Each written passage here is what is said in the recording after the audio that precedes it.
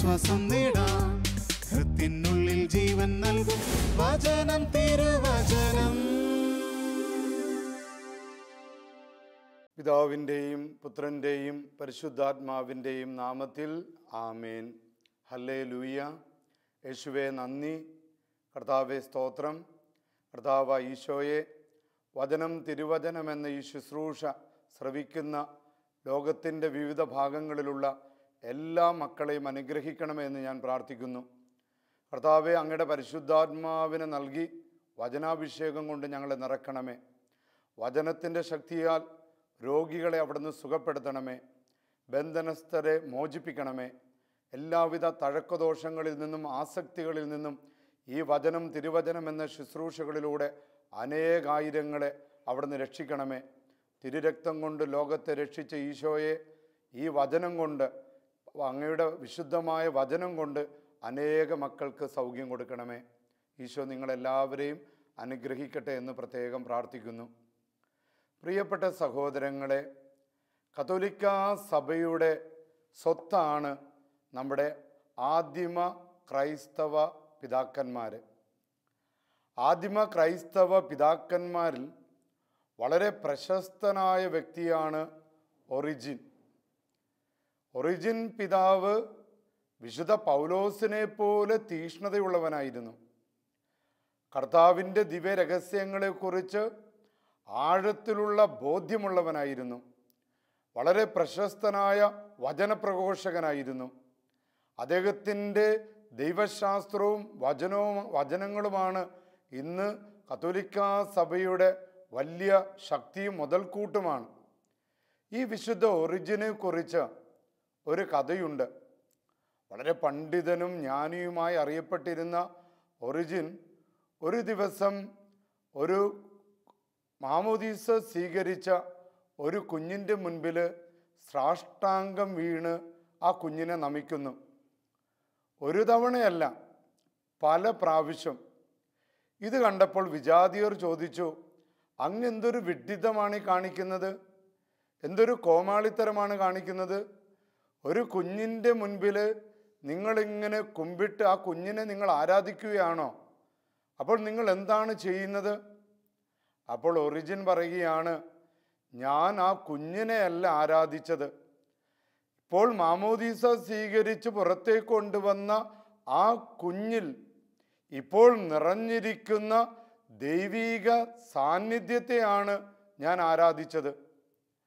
പ്രിയപ്പെട്ട സഹോദരങ്ങളെ, മാമോദീസയിലൂടെ നമുക്ക് ലഭിക്കുന്ന ദൈവത്തിൻ്റെ സാന്നിധ്യവും ആ ദൈവത്തിൻ്റെ സാന്നിധ്യത്തിലുള്ള വരങ്ങളും കൃപകളിലുമുള്ള വലിയ അടിയുറച്ച ബോധ്യമാണ് നമ്മുടെ ആദിമ ക്രൈസ്തവ പിതാക്കന്മാരിൽ ഏറ്റവും പ്രശസ്തനായ ഒറിജിൻ എന്ന ആ മഹാത്മാവ് മാമോദീസ സ്വീകരിച്ച കുഞ്ഞിൻ്റെ മുൻപിൽ സാഷ്ടാംഗം വീണ ആ കുഞ്ഞിനെ നമിക്കുമ്പോൾ ആ കുഞ്ഞിൻ്റെ ഉള്ളിലേക്ക് കടന്നു വന്ന ദൈവിക സാന്നിധ്യത്തെയാണ് ആ ഒറിജിൻ എന്ന പിതാവ് കുമ്പിട്ട് വണങ്ങുന്നത്.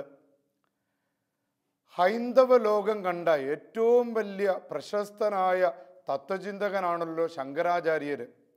ശങ്കരാചാര്യരുടെ പ്രശസ്തമായ തത്വചിന്ത നമുക്കറിയാം, അഹം ബ്രഹ്മാസ്മി.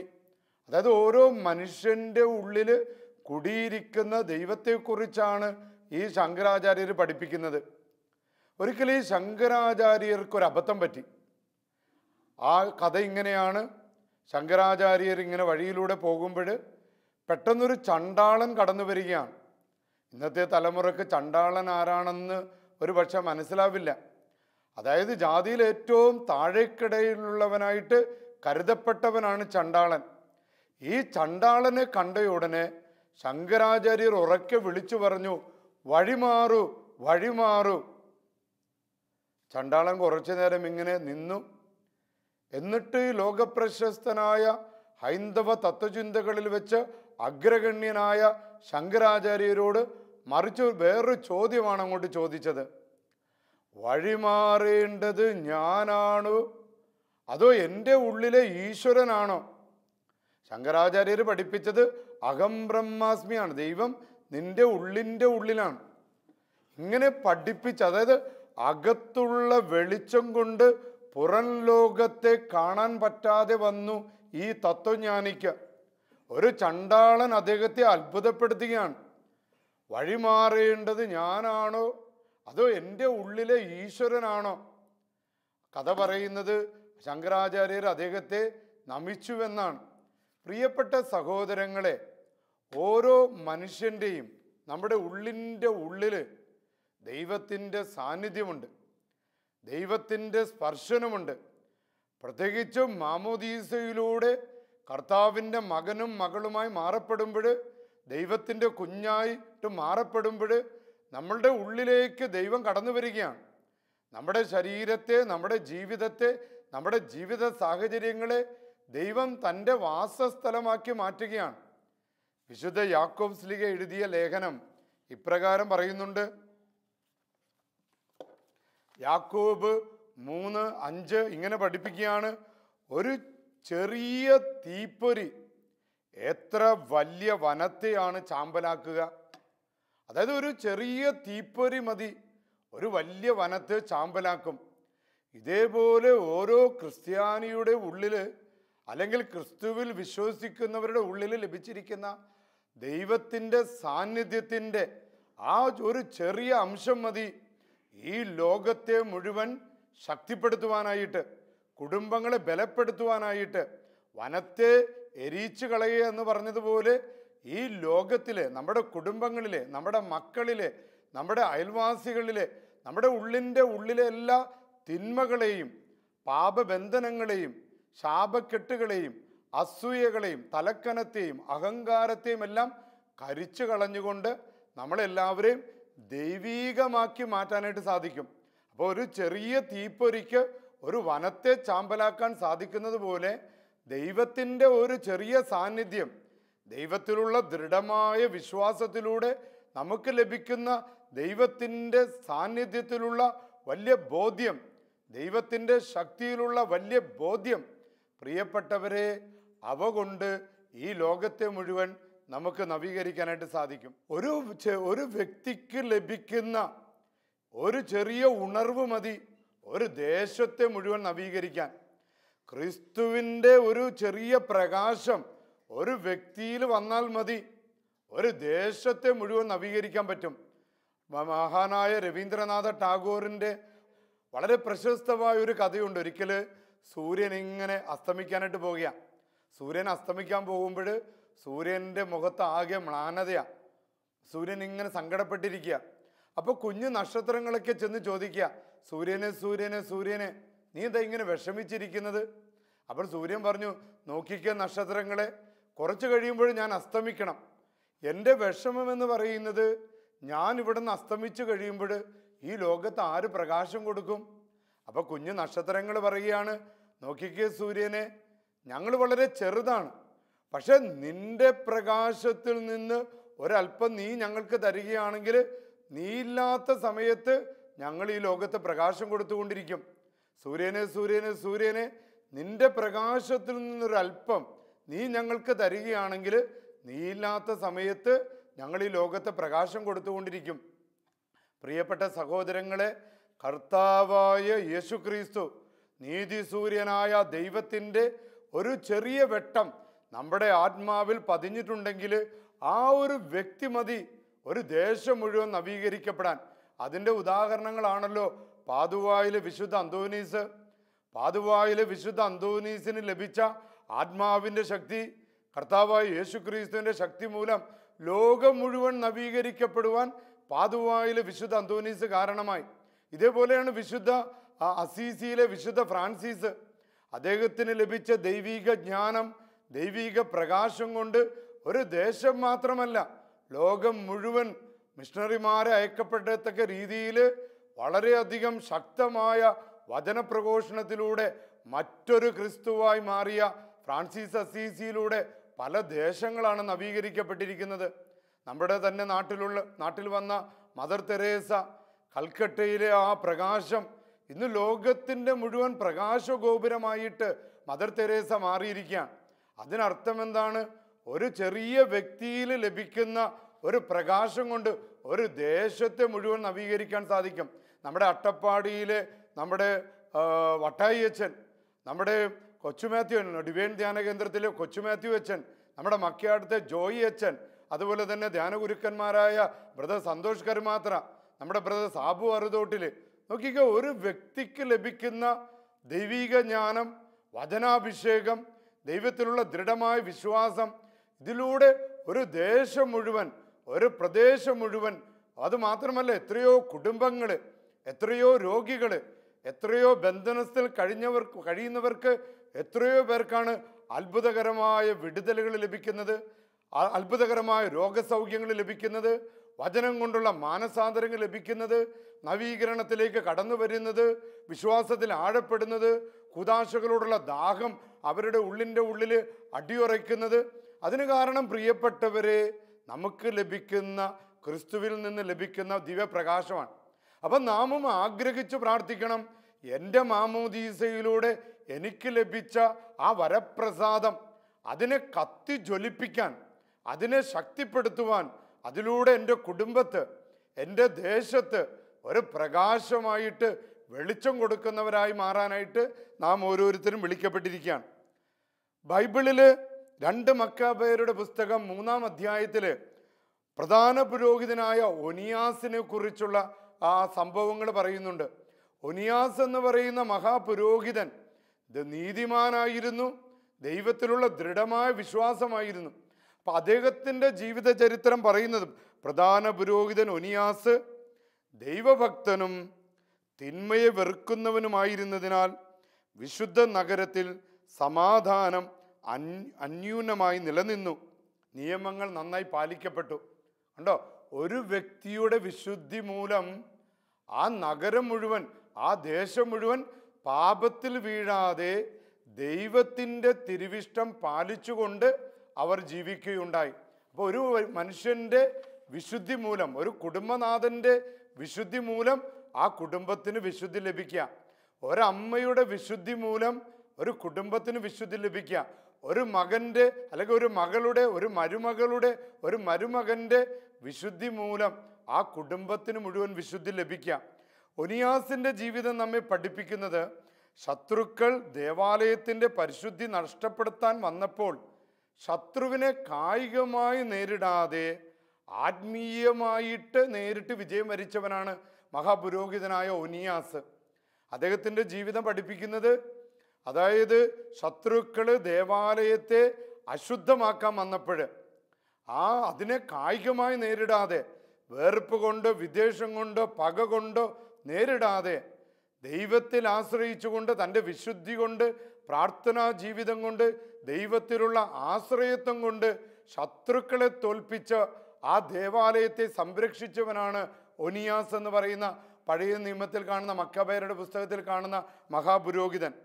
ഒനിയാസ് എന്ന വ്യക്തിയുടെ ജീവിതത്തിലൂടെ വിശുദ്ധ ഗ്രന്ഥം നമ്മെ പഠിപ്പിക്കുന്നത്, നാം അശുദ്ധിയിൽ നിന്ന് മാറി നിന്നാൽ, നാം വിശുദ്ധിയിൽ ജീവിച്ചാൽ ദൈവം നമ്മോടൊപ്പം വരികയും നമുക്ക് വിജയം നൽകുകയും ചെയ്യും. നമ്മുടെ അനുദിന ജീവിതത്തിൽ എന്തുമാത്രം പ്രയാസങ്ങൾ നേരിടുന്നവരാണ്. കടബാധ്യതകൾ, സ്ഥലക്കച്ചവട തർക്കങ്ങൾ, അയൽവാസികളുമായിട്ടുള്ള തർക്കങ്ങൾ, ബന്ധുമിത്രാദികളുടെ തർക്കങ്ങൾ, എന്തൊക്കെയുണ്ടായിട്ട് സമാധാനമില്ലാത്ത അവസ്ഥകൾ, ഇതൊക്കെ നേരിടേണ്ടവരാണ് നാം. വലിയൊരു ആത്മീയ യുദ്ധത്തിലാണ് നാം. ഈ യുദ്ധത്തിൽ വിജയം വരിക്കണമെങ്കിൽ ദൈവത്തോട് ചേർന്ന് നിൽക്കണമെന്ന് ഒനിയാസിൻ്റെ ജീവിതകഥ നമ്മെ പഠിപ്പിക്കുകയാണ്. അപ്പോൾ നമ്മുടെ വേദന സ്വർഗത്തിൻ്റെ വേദനയായി മാറും. സ്വർഗത്തിൻ്റെ ചിന്തകൾ നമ്മുടെ ചിന്തകളായിട്ട് മാറും. അപ്പോൾ ഹൃദയം നുറുങ്ങി പ്രാർത്ഥിക്കാനുള്ള കൃപയാണ് ദൈവത്തിൽ ആശ്രയിക്കുന്നവർക്ക് ലഭിക്കുന്നത്. സങ്കീർത്തനം 51:17 ഇങ്ങനെ പഠിപ്പിക്കുന്നുണ്ട്, ഹൃദയം നുറുങ്ങിയ പ്രാർത്ഥന കർത്താവ് കേൾക്കും. ഒനിയാസ് ഹൃദയം നുറുങ്ങി പ്രാർത്ഥിച്ചപ്പോൾ ആ പ്രാർത്ഥന ദൈവം കേട്ടു. ആ നഗരത്തെ, ആ ദേശത്തെ തന്നെ ദൈവം രക്ഷിക്കുകയാണ്. പുറപ്പാടിൻ്റെ പുസ്തകം 20:24 ഇങ്ങനെ പഠിപ്പിക്കുന്നുണ്ട്, ഇവിടെ നിന്ന് ഉയരുന്ന പ്രാർത്ഥനകൾക്ക് നേരെ എൻ്റെ കണ്ണും കാതും ജാഗരൂകമായിരിക്കും. എൻ്റെ നാമം ഇവിടെ എന്നേക്ക് നിലനിൽക്കുന്നതിന് ഞാൻ ഈ ആലയം തിരഞ്ഞെടുത്ത് വിശുദ്ധീകരിച്ചിരിക്കുന്നു. അതിനാൽ എൻ്റെ ഹൃദയപൂർവകമായ കടാക്ഷം സദാ ഉണ്ടായിരിക്കും. അപ്പം അടിസ്ഥാനപരമായിട്ട് നമ്മുടെ ജീവിതം എന്ന് പറയുന്നത് ദൈവത്തിൽ ആശ്രയിച്ചുകൊണ്ടുള്ള ദേവാലയമാണ്. അപ്പോൾ വിശുദ്ധിയുള്ളതായിരിക്കണം നമ്മുടെ ജീവിതം, നമ്മുടെ ചിന്തകൾ, നമ്മുടെ ജീവിത മേഖലകൾ വിശുദ്ധിയുള്ളതാകുമ്പോൾ ദൈവത്തിൻ്റെ കാതും ചെവികളും ജാഗരൂകതയോടെ നമ്മുടെ കാര്യങ്ങളിൽ ഇടപെടും. പ്രിയപ്പെട്ടവരെ, ദൈവത്തിൻ്റെ ആലയമായി തീർന്നിരിക്കുന്ന മനുഷ്യൻ്റെ ജീവിതത്തിൽ നിന്ന് എത്രമാത്രം കൃപകളാണ് ഈ ലോകത്തിലേക്ക് ഒഴുകേണ്ടത്, എത്രമാത്രം വരങ്ങളാണ് നാം ഈ ലോകത്തിലേക്ക് കൊടുക്കേണ്ടത്. ക്ഷമയുടെ, കാരുണ്യത്തിൻ്റെ ആ കൃപകൾ ലോകത്തിലേക്ക് ഒഴുകണം. അങ്ങനെ ലോകത്തിന് വരങ്ങൾ കൊടുക്കുന്ന, ലോകത്തിന് ക്ഷമ കൊടുക്കുന്ന, ലോകത്തിന് കൃപകൾ കൊടുക്കുന്ന ഒരാലയമായി നമ്മുടെ ജീവിതം, നമ്മുടെ കുടുംബം മാറുമ്പോൾ ആ കുടുംബത്തോട്, ആ ജീവിതത്തോട് ദൈവം പറയുന്ന വാക്കുകളാണ് അവിടെ നിന്ന് ഉയരുന്ന പ്രാർത്ഥനകൾ. അതായത് നമ്മുടെ നെടുവീർപ്പുകൾ, നമ്മുടെ പ്രാർത്ഥനകൾക്ക് നേരെ എൻ്റെ കണ്ണും കാതും ജാഗരൂകമായിരിക്കും. എൻ്റെ നാമം എവിടെ എന്നേക്കും നിലനിൽക്കുന്നതിന് ഞാൻ ഈ ആലയം തിരഞ്ഞെടുത്തു. യഥാർത്ഥത്തിലുള്ള ആലയം എന്ന് പറയുന്നത് നമ്മുടെ ജീവിതമാണ്. മനുഷ്യനെയാണ് ദൈവം യഥാർത്ഥത്തിലുള്ള ആലയമായിട്ട് കാണുന്നത്. ദൈവം തിരഞ്ഞെടുക്കുക എന്തിനാണെന്നറിയാവോ? ദൈവത്തിൻ്റെ സാന്നിധ്യവും ശക്തിയും ബലവും, അധിക ബലവും മനുഷ്യരുടെ ജീവിതത്തിൽ പ്രകടമാകാൻ വേണ്ടി. എൻ്റെ ഹൃദയപൂർവകമായ കടാക്ഷം സദാ ഉണ്ടായിരിക്കും.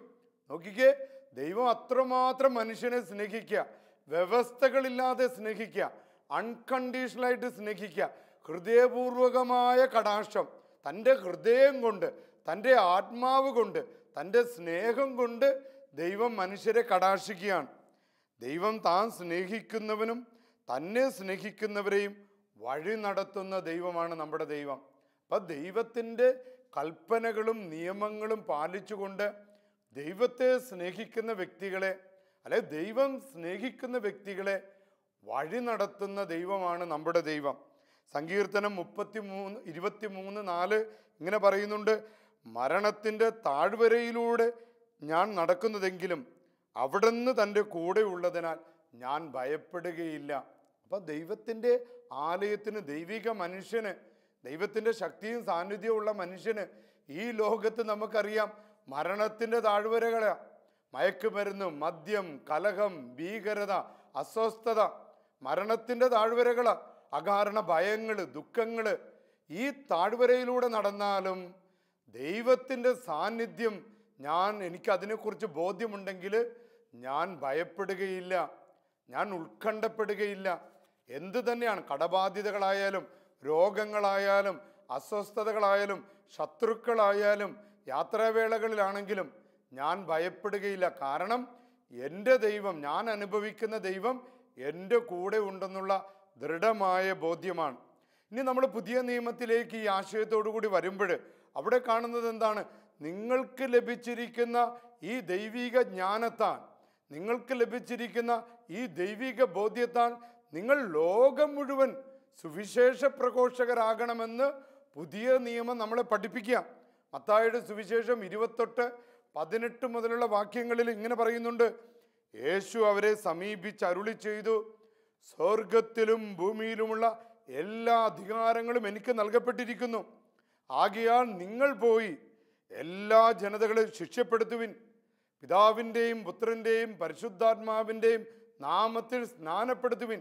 അപ്പം നാം ദേവാലയമാകുമ്പോൾ, ക്രിസ്തുവിൻ്റെ ആലയമായി മാറുമ്പോൾ ക്രിസ്തു നമ്മെ പഠിപ്പിക്കുകയാണ്, പിതാവായ ദൈവത്തിൻ്റെ, സ്വർഗത്തിൻ്റെ എല്ലാ അധികാരങ്ങളും ക്രിസ്തുവിന് നൽകപ്പെട്ടിരിക്കുകയാണ്. ഈ അധികാരമാണ് നമുക്ക് നൽകപ്പെട്ടിരിക്കുന്നത്. ഈ അധികാരമാണ് അപ്പോസ്തലന്മാർക്ക് നൽകപ്പെട്ടിരിക്കുന്നത്. ഈ അധികാരമാണ് അപ്പോസ്തലന്മാരുടെ സഭയ്ക്ക് ലഭിച്ചിരിക്കുന്നത്. അപ്പം നമുക്ക് ലഭിച്ചിരിക്കുന്ന ആ ദൈവിക ജ്ഞാനം, ആ ദൈവത്തിൻ്റെ കൃപകളിലൂടെ ലോകം മുഴുവൻ ദൈവത്തിൻ്റെ വചനം, സുവിശേഷത്തിന്, ദൈവരാജ്യത്തിന് സാക്ഷികളായി തീരണമെന്ന് പുതിയ നിയമം നമ്മെ പഠിപ്പിക്കുകയാണ്. പ്രിയപ്പെട്ടവരെ, വിശുദ്ധമായൊരു വിളിയാണ് നമുക്ക് ലഭിച്ചിരിക്കുന്നത്. വചനത്തിൻ്റെ സാക്ഷികളാകാനുള്ള വിളി. വചനം കേൾക്കുന്നതിലൂടെ മാത്രമല്ല, അത് നമ്മുടെ ഉള്ളിൽ ജ്വലിപ്പിക്കണം. അങ്ങനെ തീഷ്ണതയുള്ളവരായി വചനത്തിനും ക്രിസ്തുവിൻ്റെ ജീവിതത്തിനും സാക്ഷ്യം വഹിക്കാനാണ് പ്രിയപ്പെട്ടവരെ നാം വിളിക്കപ്പെട്ടിരിക്കുന്നത്. കാരണം വചനം കേൾക്കുമ്പോൾ വചനാഭിഷേകം നടക്കുമ്പോൾ, ബൈബിൾ വായിക്കുമ്പോൾ, ക്രിസ്തുവിനെ അറിയുമ്പോൾ, ക്രിസ്തുവിനോട് ചേർന്ന് നിൽക്കുമ്പോൾ നമ്മുടെ ഉള്ളു തുടിക്കണം, നമ്മുടെ ജീവിതം തുടിക്കണം, നമ്മുടെ മുഖം പ്രസന്നമാകണം, നമ്മുടെ കണ്ണുകളിൽ തിളക്കം വരണം. ലൂക്കായുടെ സുവിശേഷം 24:32 എമാവൂസിലേക്കുള്ള യാത്രാമധ്യേ ശിഷ്യന്മാർ അനുഭവിച്ച വലിയ ഒരു ദൈവ സാന്നിധ്യത്തിൻ്റെ അനുഭവം, വചനം കേൾക്കുന്നതിലൂടെ ലഭിച്ചൊരു അനുഭവം. അവർ പരസ്പരം പറഞ്ഞു, വഴിയിൽ വെച്ച് വിശുദ്ധ ലിഖിതം വിശുദ്ധീകരിച്ചുകൊണ്ട് അവൻ നമ്മോട് സംസാരിച്ചപ്പോൾ നമ്മുടെ ഹൃദയം ജ്വലിച്ചില്ലേ? പ്രിയപ്പെട്ടവരെ, ഒരു ക്രിസ്ത്യാനിയുടെ അല്ലെങ്കിൽ ക്രിസ്തുവിനെ അറിയുന്ന ഒരു വ്യക്തിയുടെ ഹൃദയം ജ്വലിക്കണം. അത് വചനം കേൾക്കുമ്പോൾ, കുദാശകൾ സ്വീകരിക്കുമ്പോൾ, ആത്മാഭിഷേകം ലഭിക്കുമ്പോൾ ജ്വലിക്കുന്ന ഹൃദയത്തോടെ, തീ പിടിച്ച ഹൃദയത്തോടെ ജീവിക്കാനായിട്ട് നാം വിളിക്കപ്പെട്ടവരാണ്. അത് സാധിക്കണമെങ്കിൽ ശിഷ്യന്മാർക്കുണ്ടായതുപോലുള്ള ഒരനുഭവം നമ്മുടെ ജീവിതത്തിലേക്ക് വരണം. ഞാൻ ഈ പ്രസംഗത്തിൻ്റെ ആരംഭം മുതൽ തന്നെ പറഞ്ഞുകൊണ്ടിരിക്കുന്നത് ക്രിസ്തുവിൻ്റെ ആ സാന്നിധ്യവും ശക്തിയും, ദൈവത്തിൻ്റെ സാന്നിധ്യവും ശക്തിയും നമ്മുടെ ജീവിതത്തിൽ നാം പ്രകടമാക്കിക്കൊണ്ടിരിക്കണം. 1 യോഹന്നാൻ 1-ാം അധ്യായം 1 മുതലുള്ള വാക്യങ്ങളിൽ വിശുദ്ധ യോഹന്നാൻ സാക്ഷ്യപ്പെടുത്തുന്നത് ഇങ്ങനെയാണ്: ആദ്യം മുതൽ ഉണ്ടായിരുന്നതും ഞങ്ങൾ കണ്ടതും കേട്ടതും അനുഭവിച്ചതുമായ കാര്യങ്ങളാണ് ഞങ്ങൾ സാക്ഷ്യപ്പെടുത്തുന്നത്. അപ്പം അടിസ്ഥാനപരമായി ദേവാലയങ്ങളായി മാറിയ, മാമോദീസയിലൂടെ വരങ്ങൾ ലഭിച്ച, അല്ലെ ക്രിസ്തു സ്നേഹത്തിലൂടെ വരങ്ങൾ ലഭിച്ച നമ്മൾ അടിസ്ഥാനപരമായിട്ട് നാം വിളിക്കപ്പെട്ടിരിക്കുന്നത് ക്രിസ്തുവിന് സാക്ഷികളായി തീരുവാനാണ്. നമ്മുടെ കുറവുകളോ ബലഹീനതകളോ പോരായ്മകളോ ഒന്നും കർത്താവ് പരിഗണിക്കുന്നില്ല.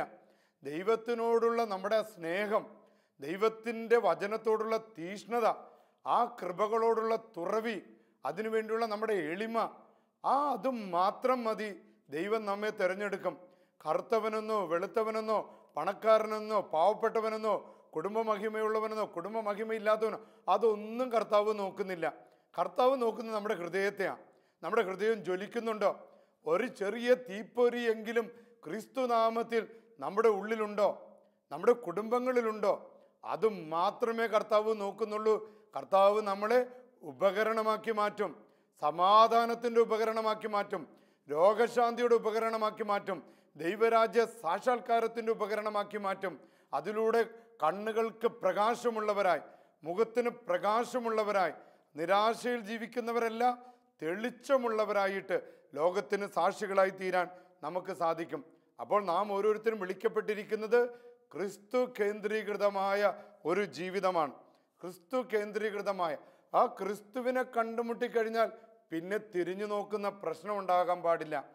ക്രിസ്തുവിനെ അറിഞ്ഞിട്ടുള്ളവർ പിന്നെ തിരിഞ്ഞു നോക്കാൻ പാടില്ല. ഒരു ലാസർ ചേട്ടൻ്റെ ഒരു ഉദാഹരണം, വർഷങ്ങൾക്ക് മുൻപ് കോഴിക്കോടുള്ള ഈ ലാസർ ചേട്ടൻ നമ്മുടെ ഡിവൈൻ ധ്യാന കേന്ദ്രത്തിൽ ധ്യാനത്തിന് പോയി. അങ്ങനെ ആഗ്രഹിച്ചു പോയതല്ല. അവിടെ ചെന്ന് ഒരു ചെറിയ ദൈവത്തെ കാണണമെന്നുള്ളൊരു ചിന്തയാണ്. അന്ന് ഒരു രാത്രി അദ്ദേഹം ഉറങ്ങാതിരുന്ന് ക്രൂശിതനായ ക്രിസ്തുവിൻ്റെ തിരുമുമ്പിൽ ഇരുന്നു കൊണ്ട് പ്രാർത്ഥിക്കുകയാണ്, കർത്താവേ, നീ എനിക്ക് കാണിച്ചു തരണം, എനിക്കൊരു അനുഭവം തരണം, എനിക്ക് തിരിഞ്ഞു നോക്കാനാവാത്ത വിധത്തിലുള്ള ഒരു അനുഭവം തരണമെന്ന് അദ്ദേഹം തീഷ്ണതയോടെ പ്രാർത്ഥിക്കുകയാണ്. കർത്താവിൻ്റെ ക്രൂശിത രൂപം അദ്ദേഹത്തിനോട് സംസാരിക്കുന്നതായിട്ട് അദ്ദേഹത്തിന് അനുഭവപ്പെട്ടു അത്രേ. അതിനുശേഷം അദ്ദേഹത്തിൻ്റെ ജീവിതം ക്രിസ്തുവിന് വേണ്ടി മാറ്റിവെച്ചു. പിറ്റേ ദിവസം ഡിവൈൻ ധ്യാന കേന്ദ്രത്തിലെ പനക്കലച്ചൻ പ്രാർത്ഥിച്ചു കൊണ്ടിരുന്നപ്പോൾ കർത്താവ് ജ്ഞാനം കൊടുത്തു. ആ പനക്കലച്ചൻ വിളിച്ചു പറഞ്ഞു, ഇതാ ലാസർ എന്ന മകന് കർത്താവ് ഒരു വലിയ അനുഭവം കൊടുത്ത് അദ്ദേഹത്തെ തൊട്ടിരിക്കുന്നു. പ്രിയപ്പെട്ട സഹോദരങ്ങളെ, ലാസർ ചേട്ടൻ അച്ഛനോട് വന്ന് പറഞ്ഞതാ, അച്ഛാ, ആ നിമിഷം മുതൽ ക്രിസ്തുവാണ് എൻ്റെ ജീവൻ, ക്രിസ്തുവാണ് എൻ്റെ ശക്തി, ക്രിസ്തുവാണ് എൻ്റെ ബലം. പിന്നീട് ഞാൻ ഒരിക്കലും തിരിഞ്ഞു നോക്കില്ല. വർഷങ്ങൾ ഒരുപാട് പിന്നിട്ടിട്ടും ആ ഒരു ചെറിയ അനുഭവം, അന്ന് ലഭിച്ച ആ അനുഭവം കത്തി ജ്വലിപ്പിച്ചുകൊണ്ട് ക്രിസ്തുവിന് വേണ്ടി തനിക്ക് പറ്റുന്നത് പോലെ തൻ്റെ മക്കളെയും മരുമക്കളെയും ചെറിയ കുഞ്ഞുങ്ങളെയും ഒക്കെ ക്രിസ്തു കേന്ദ്രീകൃതമായ ജീവിതം നയിക്കാനുള്ള വലിയ ബലമാണ് ആ സഹോദരൻ ലഭിച്ചിരിക്കുന്നത്. പ്രിയപ്പെട്ട കുടുംബനാഥന്മാരെ, കുടുംബനാഥകളെ, ക്രിസ്തു നമ്മളെ വിളിച്ചിരിക്കുന്നത് ക്രിസ്തു കേന്ദ്രീകൃതമായ ജീവിതമാണ്. ക്രിസ്തുവിനെ കണ്ടുമുട്ടണം.